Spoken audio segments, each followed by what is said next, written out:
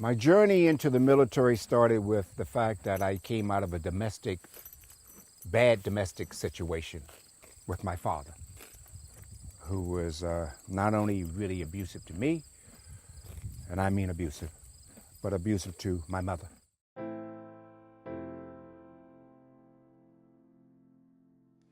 There's a segment that he shot of me going back to where my father beat the heck out of my mother, the house where that happened. And this is where I almost saw my mother beat to death. And lose which would have been the third member of my family. Don't know if it had been a boy or a girl. But like I said, I had some good times here, but this is probably the horror story of my youth, right here. And I guess the major tragedy of my mother and my father breaking up started here with the abusive beatings that I watched my mother take and my father take out upon me and my sister.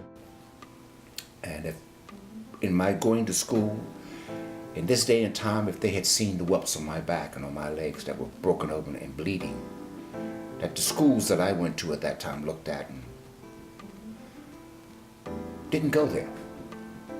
Didn't say this is child abuse. Well, he must have deserved it. That's the mentality, especially in black schools at that time. Maybe in white schools it was a little different, but that was something going on a lot in black families. When I went into the service and I came home in my uniform at 18 years old from Fort Dix, New Jersey, and I went out and bought a pint of 100 proof Granddad, which was my dad's drink. Every morning he got up, he took a shot of old Granddad 102 raw eggs. That was the start of his day. And I knocked on the door and he looked at me and he was proud.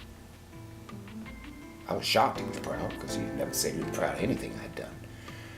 And I said, Dad, I have to have a conversation with you to decide whether or not I'm going to call you my father or ever see or talk to you again. Here's your drink. This is your son coming to you to say it's time we have a father and son talk because you got some explaining to do. That was the beginning of my father telling me his life journey.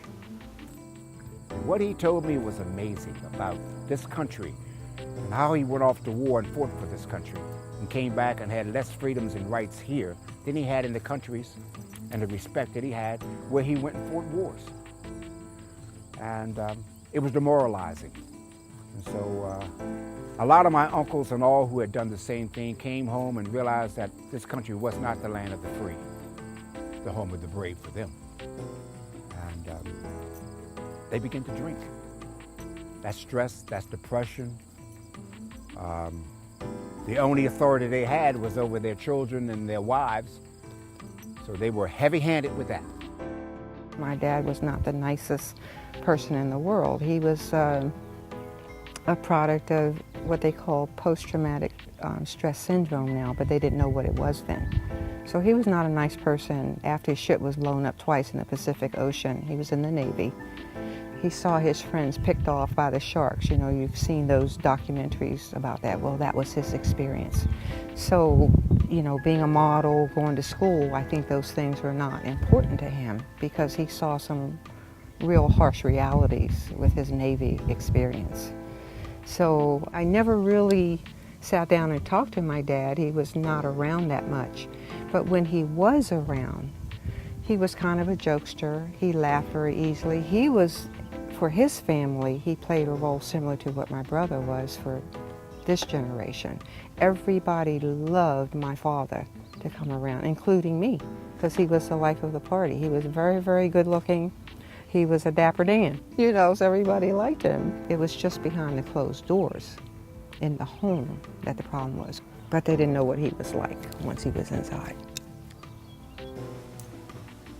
I and Angela went back to the house, and I broke down. And I wound up sitting on the stoop of the house, talking about that, and what I went through in that house, and why that house, when it was about when I could have taken it, I didn't want anything to do with that house. I didn't want to live on that street. I didn't want to live on that house. Had a lot of good memories because I took journeys away from there when I was a youngster with other kids. But I always had to come back to that house.